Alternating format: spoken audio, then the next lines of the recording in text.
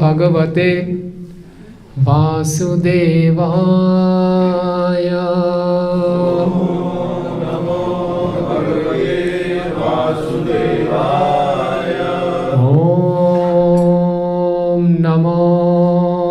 भगवते वासुदेवाय।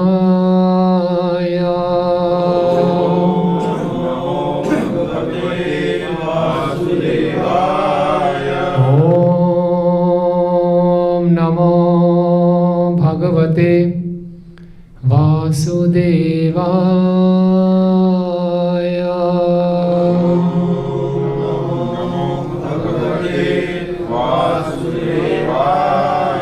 नारायणं नमस्कृत्यं नरं चैव नरोत्तमं देवीं सरस्वतीं व्यासं ततो जयमुदीरयेत्। नष्टप्रायेषु भद्रेषु नित्यं भागवत सेवया भगवती उत्तम श्लोके भक्तिर्भवति नैष्ठिकी। कृष्णाय वासुदेवाय देवकी नंदनाय च नंदगोपकुमाराय गोविंदाय नमो नमः। ग्रंथ श्रीमद् भागवतम चौथा स्कंद 28वां अध्याय। अध्याय का नाम है अगले जन्म में पुरंजन को स्त्री शरीर की प्राप्ति। श्लोक संख्या 34। हित्वा ग्रहान् सुतान् भोगान् वैदर्भीमदिरेक्षणा अन्वधावत् पाण्ड्येशम् ज्योत्स्नेव रजनीकरम्। हित्वा ग्रहान् सुतान् भोगान् वैदर्भीमदिरेक्षणा अन्वधावत् पाण्ड्येशम् ज्योत्स्नेव रजनीकरम्। हित्वा ग्रहान् सुतान् भोगान् वैदर्भीमदिरेक्षणा अन्वधावत् पाण्ड्येशम् ज्योत्स्नेव रजनीकरम्। हित्वा गृहान् सुतान् भोगान् वैदर्भीमदिरेक्षणा अन्वधावत् पाण्ड्येशम् ज्योत्स्नेव रजनीकरम्। हित्वा गृहान् सुतान् भोगान् वैदर्भीमदिरेक्षणा अन्वधावत् पाण्ड्येशम् ज्योत्स्नेव रजनीकरम्। हित्वा गृहान् सुतान् भोगान्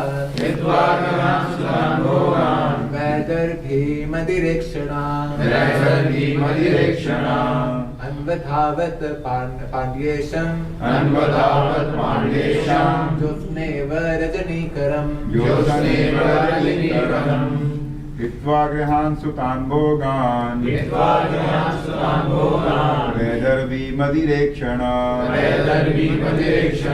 अन्वधावत् पाण्ड्येशम् ज्योत्स्नेव रजनीकरम्। माता जी शब्दार्थ अनुवाद एवं तात्पर्य ऐसी भक्ति वेदांत स्वामी श्रील प्रभुपाद जी के द्वारा श्रील प्रभुपाद की। हित्वा त्याग कर, गृहान घर को, सुतान बच्चों को, भोगान भौतिक सुखों को, वैदर्भी राजा विदर्भ की पुत्री, मदिर इक्षणा मादक लोचनों वाली, अन्वधावत अनुगमन किया, पांड्येशम राजा मल्लध्वज का, ज्योत्स्ना एव चंद्रिका के समान, रजनीकरम चंद्रमा। जिस प्रकार रात्रि में चांदनी चंद्रमा का अनुसरण करती है, उसी तरह राजा मल्लध्वज के कुलाचल जाते ही मादक नेत्रों वाली उसकी समर्पित पत्नी अपने घर पुत्र के होते हुए भी समस्त लोगों को तिलांजलि देकर उसके साथ होली। तात्पर्य: जिस प्रकार वानप्रस्थ अवस्था में पत्नी भी पति के साथ हो लेती है, उसी प्रकार जब गुरु निर्जन भजन के लिए एकांतवास करता है तो उसके कुछ बड़े बड़े चढ़े भक्त उसकी सेवा करने के उद्देश्य से उसके साथ हो लेते हैं।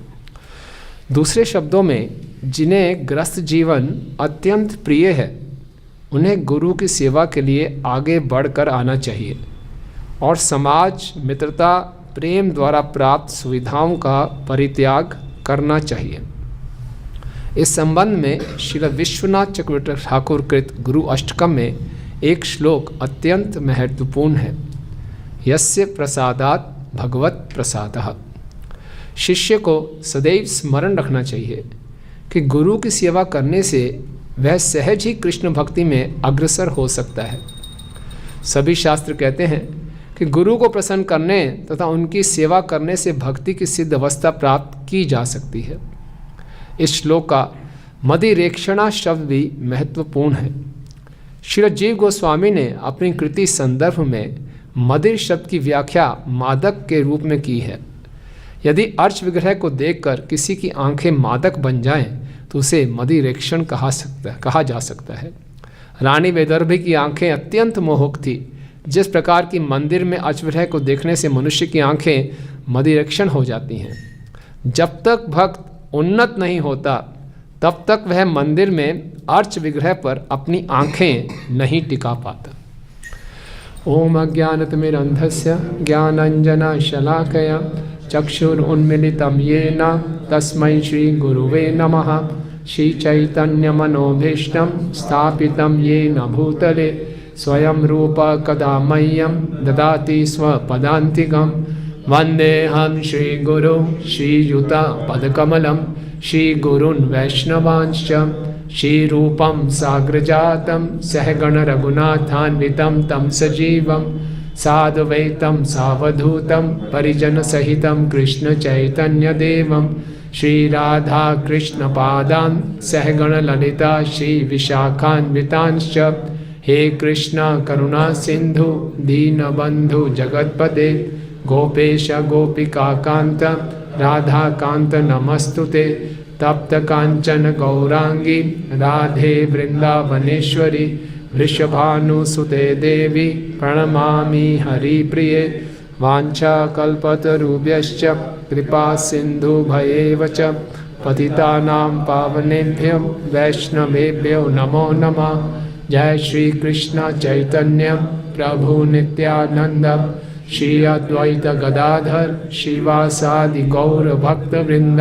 हरे कृष्णा कृष्णा कृष्णा हरे हरे, हरे राम राम राम हरे हरे। नमो ओम विष्णुपादाय कृष्ण पृष्ठाय भूतले श्रीमते भक्ति वेदांत स्वामिनिति नामिने। नमस्ते सारस्वते देवे गौरवाणी प्रचारिणे निर्विशेष शून्यवादी पाश्चात्य देश तारिणे।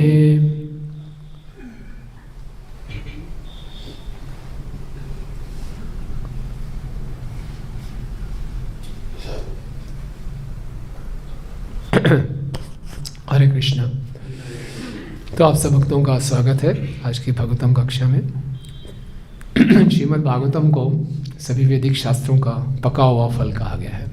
निगम कल्पत्रो गणितम फलम शुक मुखाद अमृत द्रव संयुतम पिबत भागवतम रसम आल्यम। भागवतम को पीना चाहिए, है ना। भुवि हुव भुवि का रसिका भव भाव का। जो वास्तव में रसिक लोग हैं, जो बहुत बुद्धिमान लोग हैं, इसका बार बार पीते हैं। ये गले हुए आम की तरह है, जिस आम में ना कोई छिलका है ना गुठली है, केवल रस ही रस है। और हम लोग इतने सौभाग्यशाली हैं, श्रील प्रभुपाद जी ने हम ये रस इतनी आसानी से दे दिया, इतने सुंदर तात्पर्य। यानी कि हमें अपने जीवन में क्या करना चाहिए, हमारे जीवन का मुख्य उद्देश्य क्या है, इतनी आसानी से हमें मालूम चल रहा है। ये कोई छोटी बात नहीं है। संसार में हर जीव भ्रमित है, उसको पता नहीं मेरे जीवन का लक्ष्य क्या है। लेकिन प्रतिदिन प्रभुपाद जी ने सिस्टम रखा कि हम सुबह रोज भागवतम का नित्यम भागवत सेवया, हमें बार बार याद दिलाया जाता है कि आपके जीवन का लक्ष्य क्या है ना। ये बड़े सौभाग्य की बात है। तो ये जो प्रसंग चल रहा है वो श्रीमद् भागवतम एक बुक ऑफ केस स्टडीज, तरह तरह के केस स्टडीज हैं इसमें। और सारे केस स्टडीज जो हैं हमारे जीवन से रिलेटेड है। हम ये नहीं कह सकते कि मेरा जीवन कुछ अलग ही है। हमारे जीवन की कोई भी परिस्थिति हो, सिचुएशन हो, वो हमें श्रीमद् भागवतम में मिल जाएगी। और ये जो स्टोरी चल रही है, प्रसंग चल रहा है, ये तो हम सब के लिए एकदम, कोई भी संसार का जीव ये नहीं कह सकता कि मेरे पे एप्लीकेबल नहीं है। ये कहानी है पुरंजन की, है ना। पुरंजन जैसे बताया, ये रूपक चित्र है, एक काल्पनिक तरीके से नारद मुनि राजा प्राचीन भविष्यत को सुना रहे हैं, उसको संदेश देने के लिए और उसके माध्यम से हम सबको संदेश देने के लिए। पुरंजन का मतलब क्या है? जीवात्मा जो इस शरीर में आनंद ढूंढ रहा है ना, और इस शरीर में बद्ध होके इसमें रंजन, इस पूर्व में यानी कि सिटी, नगर में, इस शरीर रूपी नगर में वो आनंद को ढूंढ रहा है, और इस चक्कर से वो कई योनियों में भटक रहा है। तो ये जो पुरंजन था राजा, वो बाद में क्या बन गया? स्त्री बन गया, क्योंकि उसकी आसक्ति किससे थी? अपनी पत्नी से बहुत ज़्यादा आसक्ति थी। जीवात्मा की पत्नी कौन है? बुद्धि, तमसा बुद्धि, ऐसी बुद्धि जिसमें कि काम से वो बिल्कुल दूषित हो गई है ना। वो योजनाएं बना रही है अपने काम वासनाओं को पूरा करने की। ऐसी बुद्धि जब हो जाए तो जीव का पतन निश्चित है। तो फिर क्या हुआ? क्योंकि उसकी बुद्धि से उसकी आसक्ति है, उसको पुनर्जन्म हुआ स्त्री के रूप में, और वो स्त्री का नाम पड़ा वैदर्भी। सौभाग्य से इस वैदर्भी का विवाह हो गया राजा मल्लध्वज। राजा मल्लध्वज इंगित करता है टॉप मोस्ट डिवोटी, महाभागवत, बहुत उन्नत कोटि के भक्त, उनसे इनका विवाह हो गया। और राजा मल्लध्वज ने अपने बेटों को सारा राज्य बांटा और उन्होंने वानप्रस्थ के लिए चले गए। वैदिक रीति में 50 के बाद वानप्रस्थ आवश्यक है ना। 50 के बाद क्या आता है? 51, फिर 52, यानी कि वन में जाओ। फिर भूल गए 54, फिर वन में जाओ। फिर भूल गए 57, फिर वन में जाओ। बार बार याद में दिलाया जाता है कि 50 के बाद वन में जाओ, घर में नहीं, वन में। लेकिन आजकल तो वन कोई बचे नहीं। तो इसका मतलब क्या है कि जैसे जैसे हमारी आयु बढ़ती जा रही है, हमारे भौतिक क्रियाएं कम होती जाएं और आध्यात्मिक क्रियाएं बढ़ती जाएं। श्रील प्रभुपाद कहते हैं ये हमारे जो इस्कॉन के सेंटर हैं, ये वैकुंठ है। शहरों को बोला जाता है, प्रभुपाद बताते हैं जो मदिरालय हैं, जुआ खाने हैं, ये तमोगुण में है, शहर रजोगुण में है, वन सतोगुण में है, और इस्कॉन के जो सेंटर्स हैं वो दिव्य है, शुद्ध सत्व में। तो आजकल वन कहीं नहीं मिल रहे, लेकिन प्रभुपाद जी के केंद्र है, यहाँ भी हम सेवाएं पढ़ाएं। तो राजा मल्लध्वज निकल गए, तो उनकी पत्नी थी वैदर्भी। उसने क्या किया? हित्वा ग्रहान सुतान भोगान वैदर्भी मदिरक्षणा। अब वानप्रस्थ में क्या होता है कि पत्नी चाहे तो साथ में जा सकती है पति के, वन में तपस्या करे। वानप्रस्थ का मुख्य उद्देश्य होता है तपस्या करना। क्यों तपस्या करनी चाहिए वानप्रस्थ में? अपने आप को शुद्ध करने। क्यों करना शुद्ध? वानप्रस्थ में शुद्ध करने की आवश्यकता क्यों है? जो हमने अपना जीवन व्यवहारिक में जो पाप किए हैं, भरण पोषण करने में, परिवार, हाँ, परिवार के पोषण करने में जो धन कमाया हमने, उसमें कुछ ना कुछ पाप जरूर होते हैं। तो उसको नलीफाई करने के लिए, उससे मुक्त होने के लिए वानप्रस्थ में तपस्या की जाती है। ठीक है। तो पत्नी के पास ऑप्शन है, अगर बेटे उसके देखभाल कर सकते हैं तो स्त्री को बच्चों के पास छोड़ दिया जाता है और पति अकेला वन में जा सकता है, या पत्नी भी पति के साथ वन में जा सकती है तपस्या करने। भागवतम में ऐसे बहुत से उदाहरण हैं। राजा पृथु जब गए तो उनकी पत्नी अर्ची उनके साथ गई। तो यहाँ पे इनके पास विकल्प था वैदर्भी के पास। वो चाहती तो घर में भी रह सकती थी, उसके कई संतानें थी, लेकिन उसने क्या किया? हित्वा ग्रहान सुतान भोगान, अपने घर को, अपने बच्चों को, सारी भोग की व्यवस्थाओं को वैदर्भी मदिरक्षणा, उस वैदर्भी ने छोड़ के चली गई। किनके साथ गई? अन्वधावत पांड्येशम ज्योत्स्नेव रजनीकरम। जैसे रात को चांदनी चांद के साथ चली जाती है, चांदनी चांद से अलग नहीं हो सकती, उसी प्रकार से वो अपने पति पांड्य देशम यानी कि राजा मल्लध्वज के साथ चली गई। तो यहाँ पे श्रील प्रभुपाद दो मुख्य विषयों पर चर्चा कर रहे हैं। दो पैराग्राफ हैं तात्पर्य के। पहले तात्पर्य में प्रभुपाद जी बता रहे हैं कि जब गुरु भी एकांतवास करते हैं, जब गुरु वरिष्ठ हो जाते हैं और अपने शिष्यों को सारी जिम्मेदारी सौंप देते हैं, तो वो एकांतवास करते हैं, तो कुछ बड़े चढ़े शिष्य उनके साथ चले जाते हैं उनकी सेवा के लिए। प्रभुपाद जी आगे एक और बड़ी प्रैक्टिकल बात बता रहे हैं। प्रभुपाद कह रहे हैं कि जिन्हें ग्रस्त जीवन अत्यंत प्रिय है, सबको प्रिय होता है ग्रस्त जीवन, घर तो सबको अच्छा लगता है ना। घर में चाहे जितने मर्जी लड़ाई झगड़े हों, नहीं, घर छोड़ने का मन नहीं करता, घर में बहुत आसक्ति है। तो जिनको घर बहुत प्रिय है उनको क्या करना चाहिए? उन्हें गुरु की सेवा के लिए आगे बढ़कर आना चाहिए। और समाज, मित्रता, प्रेम द्वारा प्राप्त सुविधाओं को परित्याग करना चाहिए। 2 प्रकार के पारिवारिक जीवन बताए गए हैं, गृह मेधी और गृहस्थ। गृह मेधी में मुख्य लक्ष्य होता है इंद्र तृप्ति करना, और गृहस्थ में मुख्य लक्ष्य होता है गुरु को संतुष्ट करना। वो आश्रम है। आश्रम का अर्थ है जहाँ हमने आश्रय ग्रहण किया है।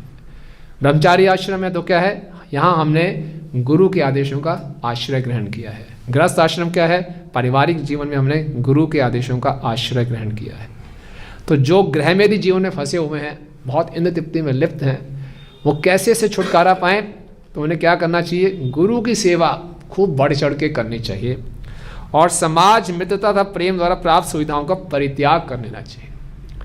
वास्तव में हम सोचते हैं इस संसार में हमें जो तथाकथित प्रेम मिल रहा है, जो हमारा समाज है, जो हमारी मित्रता है, वो हमें खुशी दे देगी। असली खुशी है प्रामाणिक गुरु की सेवा में लगना। इससे बड़ा और कोई आनंद नहीं है।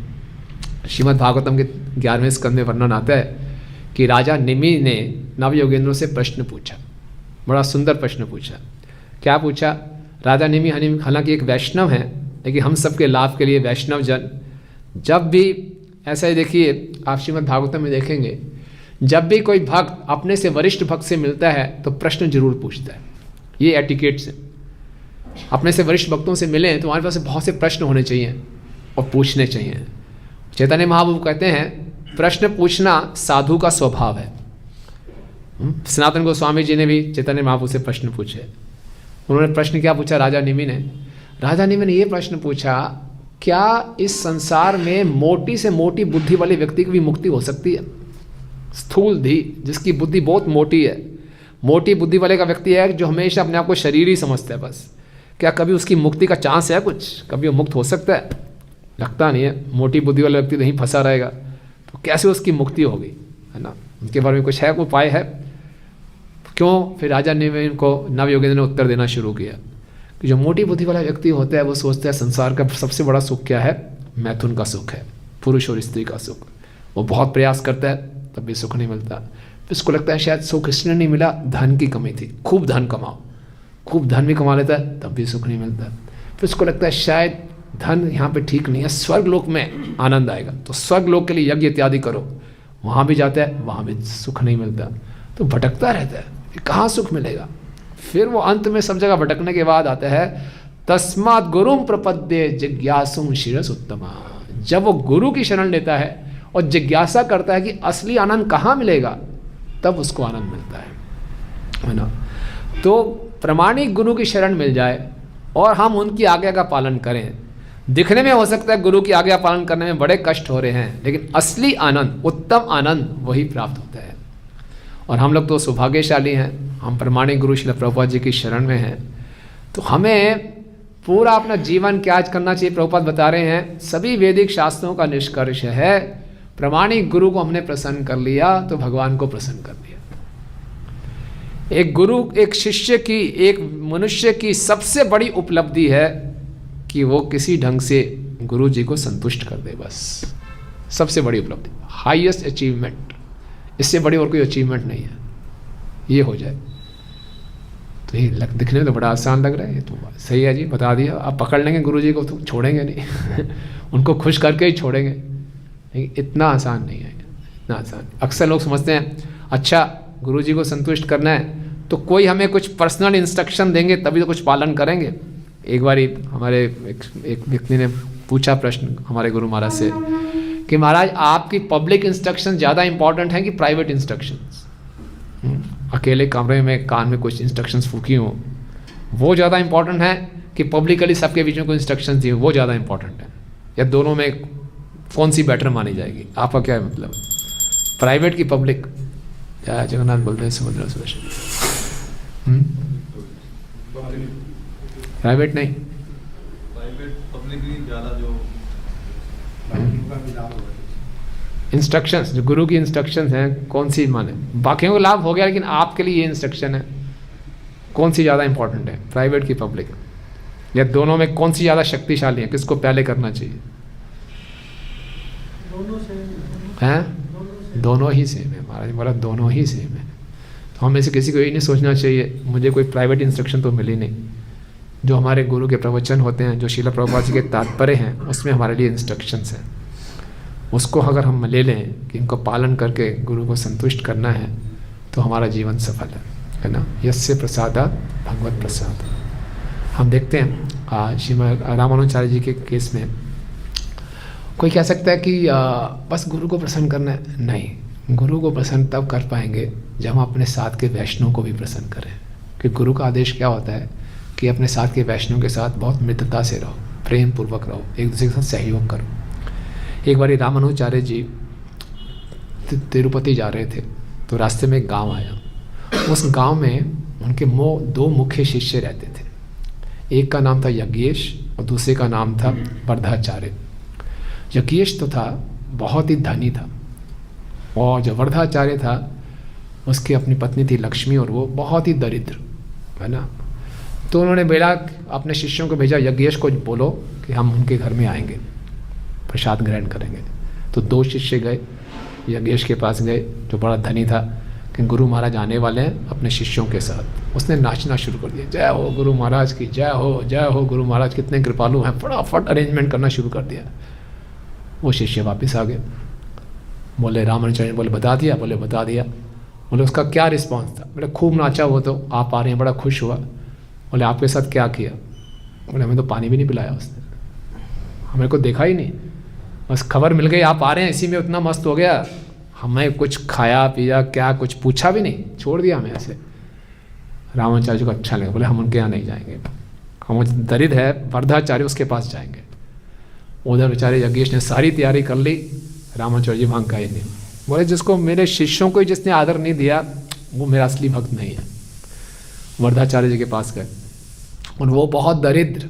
वर्धाचार्य क्या करते थे, रोज़ सुबह निकल जाते थे, भिक्षा मांग के लाते थे, अपनी पत्नी को देते थे। उनकी पत्नी बड़ी सती स्त्री थी, लक्ष्मी उसका नाम था।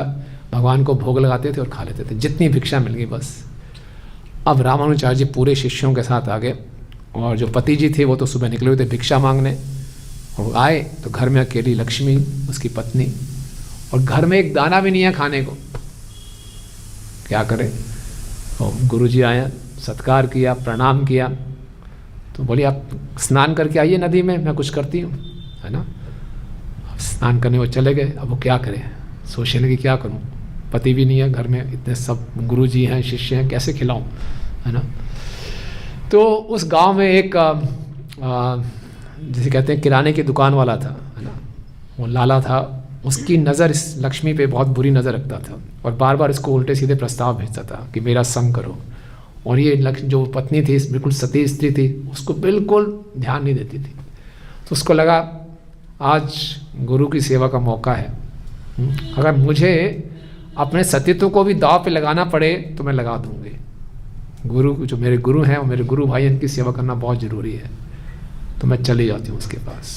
वो उनके पास चली गई। वो जो दुकानदार था हैरान हो गया, बोले जो तुम्हारी सारी इच्छाएं मैं पूरी कर दूंगी आज रात को, तुम फटाफट ये सामान भिजवा दो, मेरे गुरुजी आए हैं, मैंने उनकी सेवा करनी है। उससे बड़ा खुश हो गया वो, तो आनंद हुआ, तो उसने सारी उम्मीद ही छोड़ दी थी। बड़े कमाल हो गया है, तो सारा सामान भिजवा दिया फटाफट। और लक्ष्मी जी ने बहुत अच्छे ढंग से फटाफट बढ़िया बढ़िया पकवान बनाए। रामानुजाचार्य उनके शिष्य आ गए, सबको खूब प्रेम से खिलाया। तभी हाँ उसके पति भी आ गए, वो भी बड़ा खुश हो गया, गुरु महाराज आए हुए, अरे वाह। और ये हैरान हो गया, इतने बढ़िया भोग कहाँ से, इतना प्रसाद कहाँ से आ गया। जब सारा हो गया, पत्नी को ले गया, क्या कैसे ये सब, घर में तो एक दाना भी नहीं था, मैं तो भिक्षा लेके अभी आ रहा हूँ, कुछ चावल है बस, ये कैसे बना दिया। तो पत्नी बेचारी रोने लगी। बोले क्या हो गया? बोले देखिए मैंने आपसे बिना पूछे ये स्टेप ले लिया, और कोई मेरे पास विकल्प नहीं था। आप सोचिए वर्धाचार्य का क्या रिस्पॉन्स होगा, है ना। उसे बोला वाह कितना सौभाग्यशाली हूँ मैं, ऐसी सती स्त्री मुझे मिली है जिसको मालूम है कि असली धर्म क्या है। बहुत अच्छा किया तुमने, बहुत अच्छा किया, है ना। मैं कितना सौभाग्यशाली हूँ, ऐसी पति मिली जो गुरु की सेवा के लिए इतना बड़ा त्याग करने को तैयार है। जब ये बातें चल रही थी, रामानुजाचार्य जी ने सुन लिया और उन दोनों को बुलाया। बोले मैंने आपकी सारी बात सुन ली है, तुम जाओ उस व्यक्ति के पास, तुम दोनों जाओ, और ये मेरा महाप्रसाद लेके जाओ। रामानुजाचार्य जी अपना महाप्रसाद दिया। तो जो वर्धाचार्य थे वो तो बाहर प्रतीक्षा करने लगे। ये जो लक्ष्मी थी रामानुजाचार्य जी का महाप्रसाद लेकर गई अंदर। तो ये दुकानदार था, ये तो बड़ा प्रतीक्षा कर रहा था, कई वर्षों की इसकी अभिलाषा पूरे होने वाली है। लक्ष्मी ने बोला ये महाप्रसाद गुरुजी ने भिजवाया आपके लिए। बोले ठीक है, पहले प्रसाद पा लेते हैं। जैसे जैसे वो प्रसाद पा रहा था उसका हृदय शुद्ध होता गया, प्रसाद पाता गया, हृदय शुद्ध होता गया। और जब उसने प्रसाद पाया पूरा हृदय बदल गया रामानुचार्य जी की कृपा से। वो बोला, रोने लगा वो जोर जोर से, पछताने लगा, अरे आप मेरी माँ के समान हैं और मैं क्या करने जा रहा था, पाँव पड़ गया उसके, मुझे क्षमा कर दो, बहुत बड़ा जघन्य पाप करने वाला था मैं। और फिर लक्ष्मी उनको लेके आई रामानुचार्य जी के पास और फिर उन्होंने रामानुचार्य जी से दीक्षा भी प्राप्त कर ली। ये है गुरु की सेवा वास्तव में। क्योंकि अगर हमें प्रमाणिक गुरु मिल जाए फिर हमें कोई भी संशय नहीं होना चाहिए। हमारे जीवन का एक ही लक्ष्य होना चाहिए, येन केन प्रकारेण मैं अपने गुरु को प्रसन्न करूं। इसमें कई बारी भक्ति में हमें ऐसा लग सकता है नहीं नहीं नहीं ये तो मैं गलत, ये वो भक्ति में सब ज़्यादा गलत कर रहा है, ऐसा क्यों? नहीं, ये छोटी छोटी बातें नहीं हैं। भक्ति में कई बारी हार में जीत होती है, जीत में हार होती है।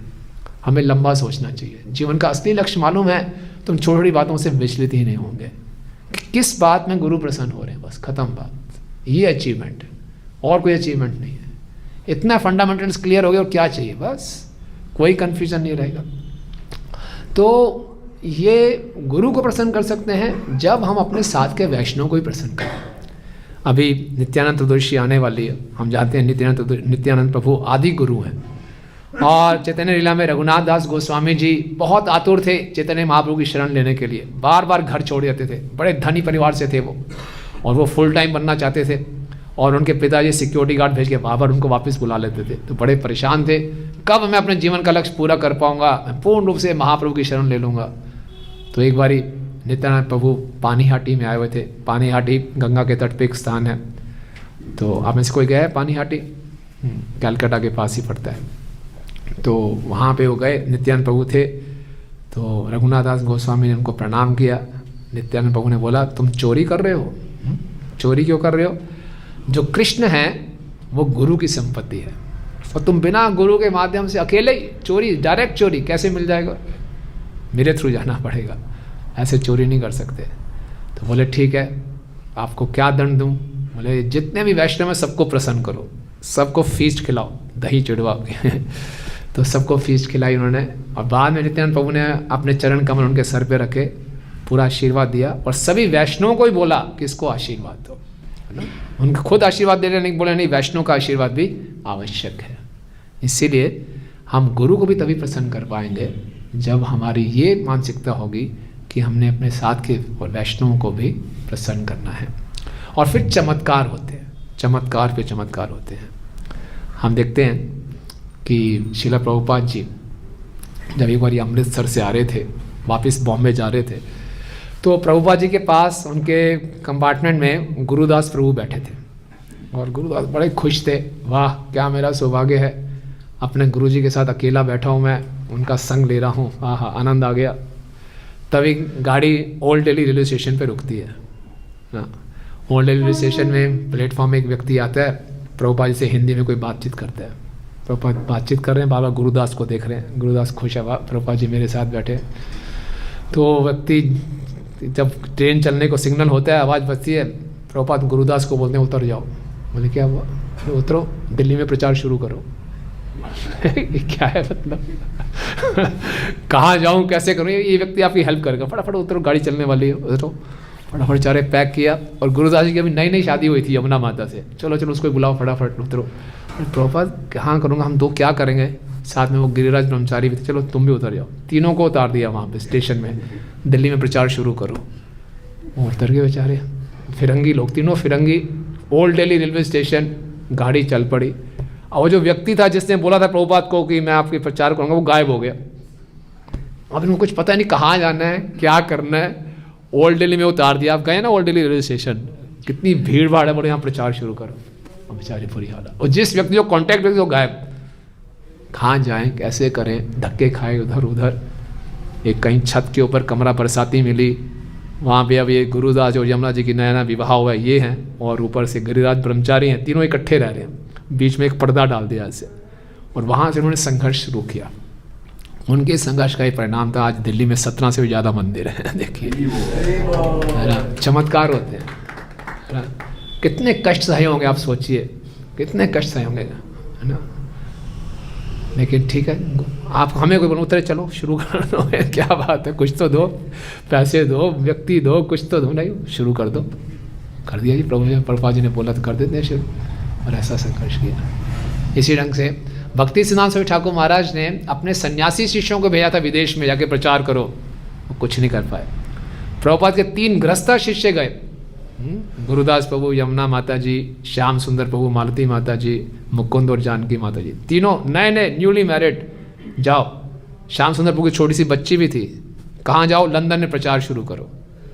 अब ये बेचारे पैसे थे नहीं इनके पास, धक्के खाते खाते खाते पहुँचे इंग्लैंड के बॉर्डर में। वहाँ मालूम चला अगर आपको इंग्लैंड में रहना है तो आपका कुछ ना कुछ बैंक बैलेंस होना चाहिए। बैंक बैलेंस है नहीं किसी को। तीनों के पास जितना पैसा था सबने इकट्ठा एक बैंक में डाल दिया, तब वो एलिजिबल हुआ। तो क्या हुआ, एक कपल पहले चला जाता था, बाकी वेट कर रहे थे इटली में, वो चला गया, हो गया, पैसा ट्रांसफ़र करवा दिया, फिर उसी पैसे को दिखा के दूसरा कपल आया, फिर पैसा ट्रांसफ़र करा दिया, फिर तीसरा कपल आया, ऐसे। और रहने की जगह नहीं, कहाँ रहे, जो बड़े बड़े ह्यूम पाइप्स होते हैं ना, जहाँ सिविल लाइन जाले होते हैं, वहाँ पे रहे रात को। ऐसा संघर्ष किया। लेकिन क्या करते थे, निकल जाते थे सड़कों पे और हरिनाम करते थे। और उनको हरिनाम करते हुए देख के जॉर्ज हैरिसन, उस समय बीटल्स का बहुत प्रसिद्ध सिंगर था, वो उनसे आकर्षित हो गया और फिर उन्होंने पूरा का पूरा अपना फॉर्म दे दिया। और आज वहाँ पे भक्ति वेदांत मैनर में पूरा मंदिर है। तो ये हमें बात समझ में आ जाए एक बारी कि हमारे जीवन की सारी सिद्धियां हो जाएंगी अगर हम एक प्रमाणिक गुरु के संपर्क में आके उनको हम प्रसन्न करना शुरू कर दें। ये हमारे जीवन का लक्ष्य है। भक्ति सिद्धांत स्वामी ठाकुर महाराज के एक शिष्य थे, गृहस्थ आश्रम में थे, उनका नाम था भक्ति रंजन जगबंधु प्रभु। भक्ति रंजन जगबंधु प्रभु। अगर आप कैलकाटा में गए हैं तो कैलकाटा में बाग बाजार का गौड़िया मठ है। ये बाग बाजार गौड़िया मठ बहुत प्रसिद्ध है। प्रभुपाद लीलामृत में वर्णन आता है कि जब प्रभुपाद जी भक्ति सिद्धांत स्वामी ठाकुर महाराज के साथ राधा कुंड में थे तो भक्ति सिद्धांत सरस्वती ठाकुर महाराज कहते थे कि मठ में आग लग गई है ना, बाग बाजार में जितने निवासी हैं मठ में वो आपस में लड़ाई कर रहे हैं, मुझे ये कमरा चाहिए, मुझे वो कमरा चाहिए। बहुत सुंदर संगमरमर का बना हुआ मंदिर है पूरा आश्रम। तो वो बनवाया था भक्ति रंजन जगबंधु प्रभु, जो कि गृहस्थ आश्रम में थे। और वो इतने समर्पित थे अपने गुरु के प्रति, अपना सब कुछ जो भी वो बिजनेस करते थे सब कुछ उन्होंने इस मंदिर को बनाने में लगा दिया। और कोई बोलता था आप इतना दान दे रहे हैं, वाह वाह वाह, बोलते मैंने क्या दिया, ये संपत्ति गुरु जी की है, मैंने क्या दान ले रहा हूँ, सब कुछ दे दिया उन्होंने। और बाद में उन्होंने बहुत सुंदर ढंग से शरीर भी छोड़ा था, आश्रम में भक्तों के बीच में घिरे हुए, बिल्कुल भगवान की शुद्ध चेतना में। आज भी आप जाएंगे बाग बाजार, उस मठ में मैं गया था तो उनका पूरी मूर्ति वहाँ रखी हुई है और उनके तिरुभाव दिवस को भी मनाया जाता है वहाँ पे, तो उनका इतना सम्मान दिया जाता है।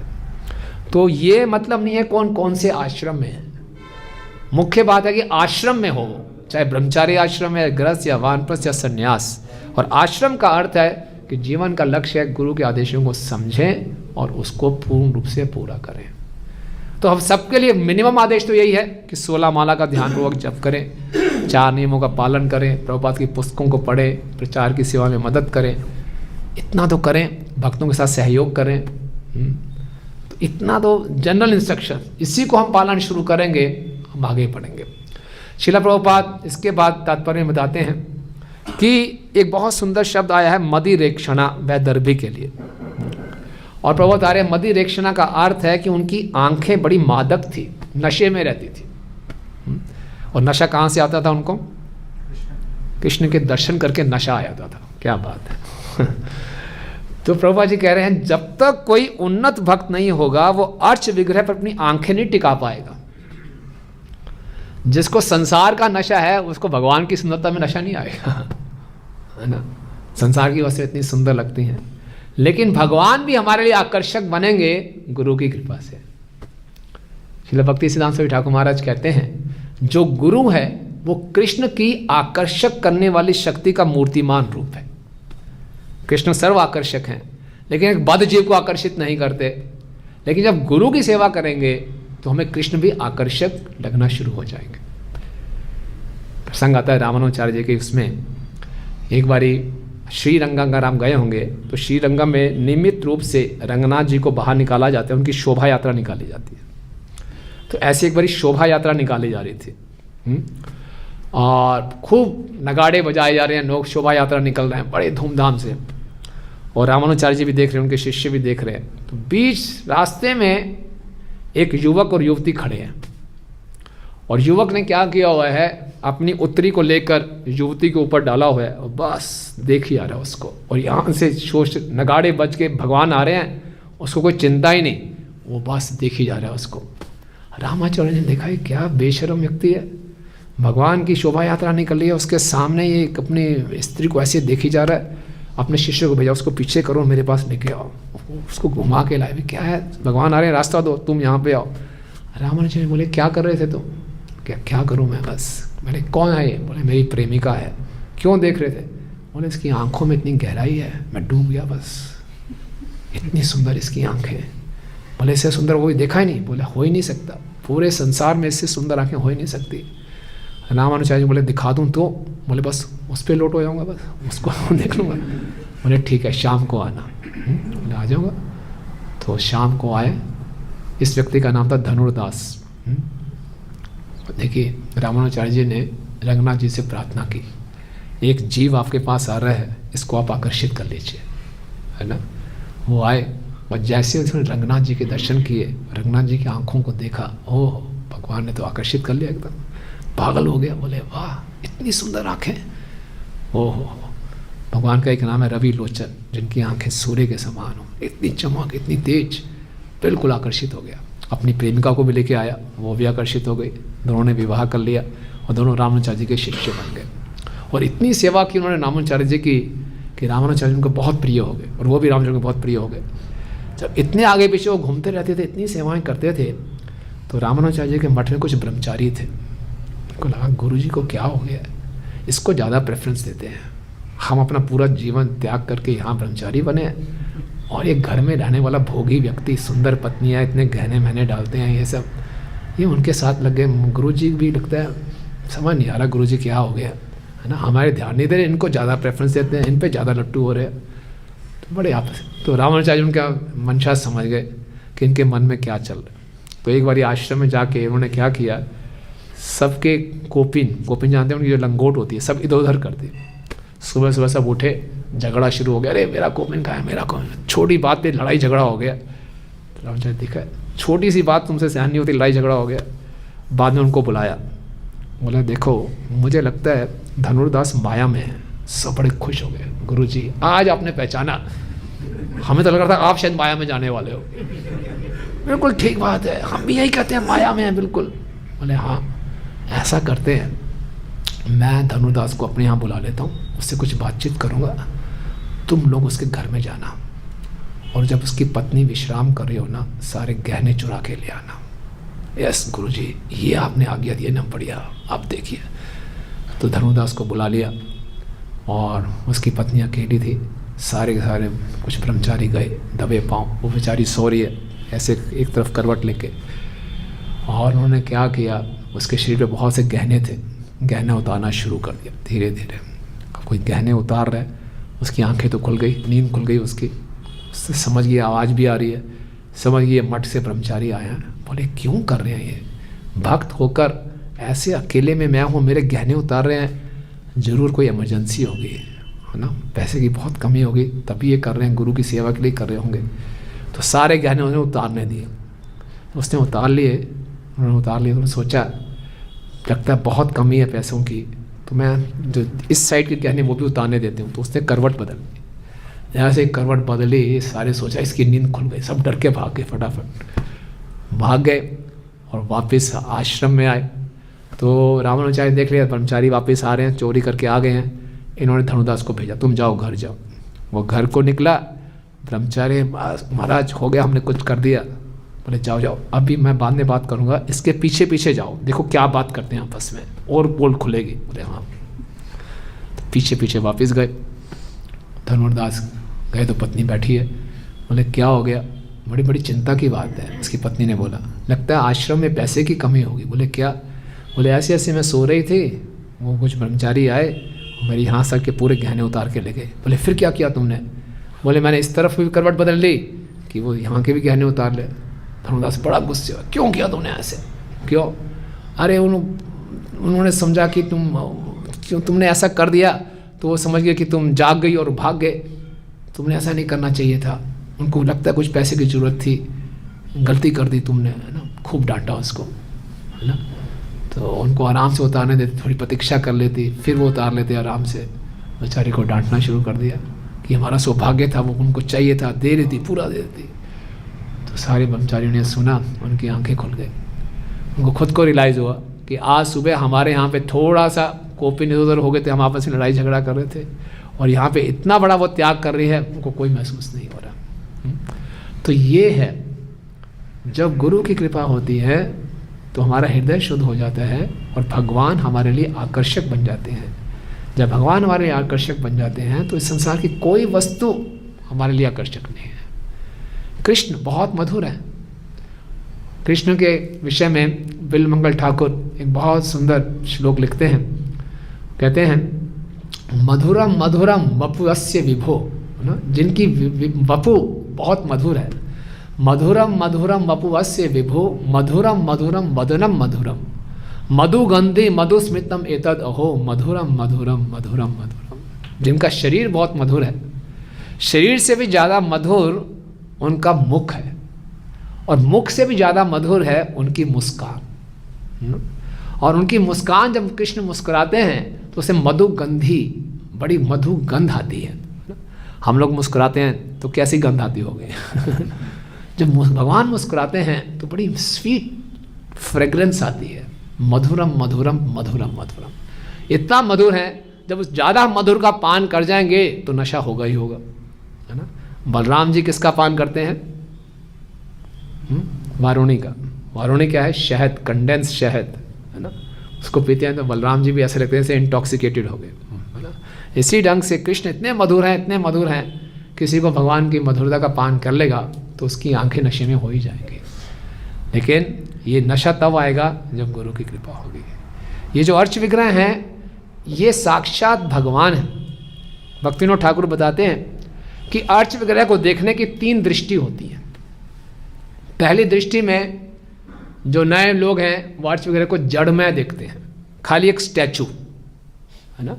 जैसे राजनेताओं के स्टैचू बना दिए जाते हैं, उसके ऊपर कबूतर भी आता है, कुछ भी कर दे कोई दिक्कत ही नहीं है।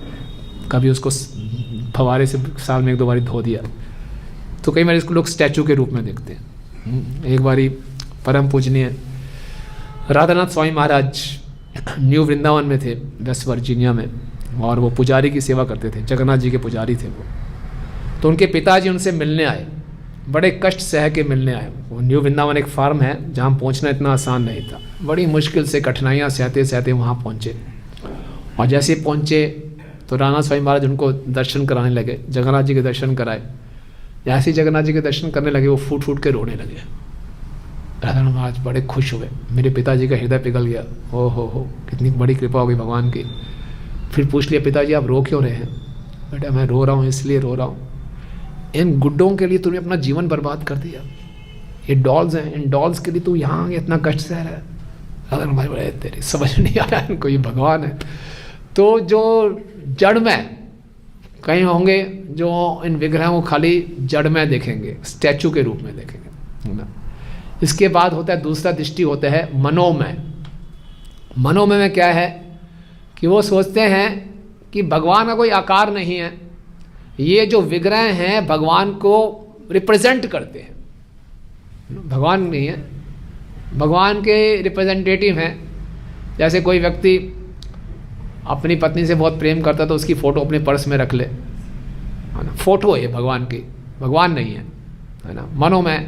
और ये इसलिए है कि चलो जी कंसंट्रेशन करनी है, कुछ इमोशंस आए, या फिर भगवान निराकार है, अब निराकार से क्या इमोशनल एक्सचेंज करेंगे। कोई एक तस्वीर, कोई एक मान लो, इष्ट मान लो, कभी राम बन के, कभी श्याम बन के, कभी गणेश बन के, कोई भी आ जाए, उसकी पूजा कर लो, अंततः तो हमने ब्रह्म में लीन होना है। तो उसको बोलते हैं मनोमय, है ना। अक्सर देखा जाता है ना, भारत माता का विग्रह भी देखे आपने, भारत माता कैसे दिखती है? देखिए किसी ने, भारत माता कहाँ पे है, कहाँ रहती है भारत माता? हैं? भारत माता कोई है?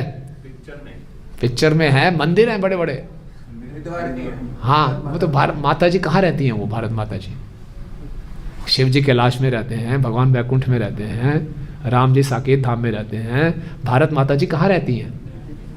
हैं? कहीं नहीं रहती, है ही नहीं कोई ऐसी कोई जीव है कोई भारत माता? अगले जन्म में कोई भारत माता बनना चाहेगा? कोई जीव थोड़ी है भारत माता। ये हमारे इमोशंस को बढ़ाने के लिए, इमोशनल करने के लिए भारत माता की जय। और भारत माता जी कैसे? ऐसे एक साड़ी वाड़ी डालती है भारत माता है। ये है मनोमय, विग्रह को मनोमय रूप से देखना, अपने काल्पनिक कुछ कर लेना ताकि आप कुछ इमोशनल एक्सचेंज कर लें। ये मनोमय। असली क्या विजन है विग्रहों को देखने का? चिन्मय। ये चिन्मय है, पूर्ण रूप से आध्यात्मिक है, साक्षात भगवान है। और इनकी सेवा करके ये हमें आकर्षक लगेंगे। गुरु की जब हमसे प्रसन्न होंगे तो ये हमें आकर्षक लगना शुरू हो जाएंगे। जब ये आकर्षक लगने शुरू हो जाएंगे तब हम इन पर नज़र लगा पाएंगे। आप सोचिए, खुद अपने आप को देखिए, कितनी देर हम विग्रह के आगे खड़े रह पाते हैं? ज़्यादा देर नहीं, संसार की बातें याद आना शुरू हो जाती है। विग्रह देखते देखते कोई सुंदर पुरुष, सुंदर स्त्री आ जाए, वो ज़्यादा आकर्षक लगेगा हमें, विग्रह कम आकर्षक लगते हैं। तो अभी हालत ये है, अभी हृदय इतना शुद्ध नहीं है। तो हृदय शुद्ध कैसे होगा? जब गुरु जी की इंस्ट्रक्शंस को हम समझेंगे, उसको जीवन में उतारेंगे, तो हमें भगवान आकर्षक लगेंगे। तब हम भी क्या बन जाएंगे? मदिरेक्षणा, है ना। विश्वनाथ चक्रवर्ती ठाकुर जी इसका और सुंदर उदाहरण देते हैं, इसकी टीका देते हैं। वो कह रहे हैं मदि का मतलब है मादक, मदिर का मतलब, और इर्क्षरा का मतलब होता है शास्त्र। अगर शास्त्रों में भी हमारी रुचि हो जाए, शास्त्र को देखते ही एकदम नशा आ जाए, वाह, नींद ना आ जाए शास्त्रों को पढ़ के आनंद आ जाए, तो फिर भी हमें भगवान आकर्षक लगेंगे। तो ये सारा का सारा होगा जब हम प्रमाणिक गुरु को प्रसन्न कर पाएंगे। तो आज के इस श्लोक में कि गुरु की सेवा में ही असली आनंद है। उसकी सेवा के लिए अगर हम घर में बहुत आ सकते हैं, इस संसार से आ सकते हैं, तो बता रहे प्रभुपाद, सब कुछ छोड़ के, गृहान सुतान भोगान सब कुछ छोड़ के पूर्ण रूप से आगे बढ़ चढ़कर पूरे हृदय से गुरु की सेवा करें। उससे हमारा हृदय शुद्ध होगा, भगवान प्रसन्न होंगे, और फिर भगवान भी हमें आकर्षक लगेंगे। ठीक है, हरे कृष्ण। इससे कोई प्रश्न है, टिप्पणी है? यस यू टोल्ड, आपने कहा था कि हमारे जीत में हार है भक्ति में और हार में जीत है। हाँ। उसको आप समझा सकते हैं? हाँ, कई बारी भक्ति में ऐसी कुछ परिस्थितियाँ आ जाती हैं जहाँ हमारी ईगो आगे आ सकती है। मैं क्यों झुकूं, हर बारी मैं ही क्यों मानूं? ये तो हारने वाली बात हो गई। मैं कोई कमज़ोर थोड़ी हूँ, मैं भी दिखा सकता हूँ मैं कौन हूँ। नहीं, उस पर ये क्राइटेरिया नहीं है। संसार की डीलिंग में ये क्राइटेरिया होता है, इसको भी दिखा दूँ मैं कौन हूँ। इसमें ये क्राइटेरिया नहीं है। इसमें ये दिखाना है किस निर्णय से, मेरी किस बात से गुरु प्रसन्न होंगे। उसमें अगर मुझे अपनी ईगो को नीचे भी करना है तो कर लूँगा, तो अपनी हार में भी जीत हो जाती है। और जीत लिया, नहीं मैं जीत के दिखाऊंगा, लेकिन प्रभुपाद प्रसन्न नहीं हुए, तो हम जीत तो गए, लोग भी आसपास बोलेंगे कमाल कर दी, बहुत बढ़िया, लेकिन प्रभुपाद प्रसन्न नहीं है तो वो हार हो गई, है ना। हरे कृष्ण प्रभु जी। प्रभु जी, मेरा क्वेश्चन ये है कि अगर एक शिष्य से गलती हो जाती है कुछ, तो गुरु को उसको सुधारने के लिए दोबारा जन्म लेना पड़ता है, क्या ये सही है? हाँ, गुरु एक तत्व है ना, और गुरु हैं कृष्ण कृपा मूर्ति, कृष्ण की कृपा का मूर्तिमान रूप है। तो वो उसी जीव के रूप में भी आ सकते हैं, किसी दूसरे जीव में भी आ सकते हैं। ये नहीं कि उसी शरीर में वो आएंगे, वो किसी और जीवात्मा के थ्रू भी आ सकते हैं हमारा उद्धार करने के। तो वो टेम्परेरी के लिए होते हैं, वो उद्धार करने के लिए आते हैं, तो हाँ। वो जब उनका पर्पस कंप्लीट हो जाता है, हाँ। तो वो फिर भगवत था। हाँ, वो तो है। कृष्ण के कृपा की मूर्तिमान रूप हैं। वो कृष्ण की कृपा अलग अलग जीवों में के थ्रू आ सकती है और हमारा उद्धार करने के लिए आती है। यस। जब तक जैसे दीक्षा नहीं होती तब तक जैसा अपन को कुछ भी माला मूला अपन जो भी सब करते हैं, उसका जो फल होता है वो मिलता है कि नहीं मिलता? जैसे अपन जितने टाइम से भी वो सब कर रहे हैं, अपनी बात में गुरु नहीं है, गाइडेंस मतलब उनकी सारी चीज़ें अपने को पता है कि ऐसे ऐसे इस वे में हमको सब कुछ अरेंज करके करना है, लेकिन उस टाइम तक अपने पास गुरु नहीं है, तो फिर जो सब कुछ किया है उसका कोई फायदा है कि नहीं? प्रभु जी का प्रश्न है कि जिन्होंने दीक्षा नहीं ली और दीक्षा से पहले तक जो भी वो कुछ कर रहे हैं, 16 माला कर रहे हैं, कुछ तपस्या कर रहे हैं, व्रत रख रहे हैं, उसका कुछ फ़ायदा होगा कि नहीं होगा? निश्चित रूप से फ़ायदा होगा। और इस्कॉन संस्था में तो दीक्षा लेने के लिए भी आपको ये साबित करना पड़ेगा कि आप वास्तव में गंभीर हैं। तो कम से कम 1-1.5 साल अगर आप 16 माला करेंगे, 4 नियम करेंगे, तब जाके आपको दीक्षा के योग्य माना जाएगा। तो ये सारी जो तपस्या है हमें योग्य बनाती है कि हम प्रमाणिक गुरु की शरण ले सकें। तो ये बहुत फ़ायदा है इसका। यहीं से काउंटेबल होता है, पूरा काउंट होता है। हाँ, पूरा काउंट। ठीक है, और कोई इस पर?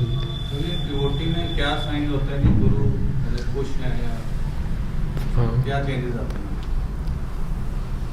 एक भक्त के अंदर क्या अंतर आएंगे कि मालूम चले गुरु खुश हैं। गुरु खुश हैं, प्रसन्न हैं, तो हमारे भौतिक आकर्षण कम होंगे, कृष्ण आकर्षक लगेंगे, भक्त आकर्षक लगेंगे, भक्ति में आनंद आएगा, है ना। हम आसपास के वैष्णव से भी फीडबैक ले सकते हैं, प्रभु जी मेरे आचरण से, मेरी सेवा से कोई दिक्कत तो नहीं है आपको? तो वो भी प्रसन्न है और हमारा हरि नाम में मन लग रहा है, भक्तों का संग करने में, सेवा करने में रुचि हो रही है, तो उसका मतलब गुरु की कृपा है, गुरु प्रसन्न है। ठीक है, ओके। आप सब भक्तों का बहुत बहुत धन्यवाद। ग्रंथ राज श्रीमद् भागवतम की जगत